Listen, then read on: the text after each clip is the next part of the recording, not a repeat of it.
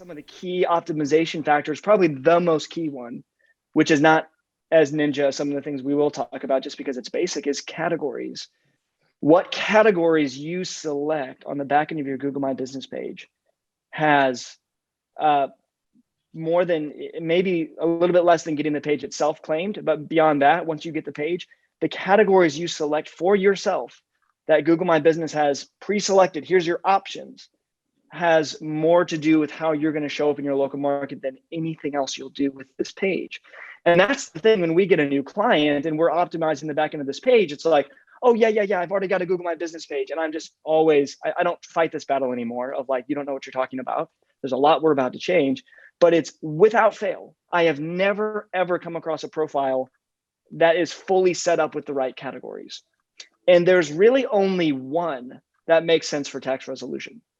There's about 8 for this industry that a traditional CPA accounting firm would have, 8 to 9. But there's one that has to do with tax resolution in particular, not even directly, but as an indirect kind of synonym for this space. And so when we get someone that's their focus, that's a key to getting traffic on that front. That self-identification process within the category section is you telling Google, this is what I want to show up for. This is what I do. It is not the end all be all. If you do all those things and then you don't have reviews, and then you don't have a website that gets engagement, you don't have a conversion mechanism. See, like there's a two-headed thing here of traffic and conversion. And traffic and conversion happens on your site and it happens on your Google My Business page. You can get traffic by doing some of these things on Google My Business, but without these other elements like reviews, you're not going to get many conversions. So it's a seesaw. It's back and forth. It's both and. You can't just do one or two things and then be done with this beast.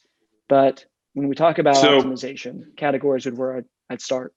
So categories, photos, these are all things that we look at, and content is also a component of it. But there's a bunch of like little ninja things that they're constantly shifting and changing. Whether you have COVID stuff in place is actually a thing now, and you can indicate on your page what kind of COVID protocols you have in place.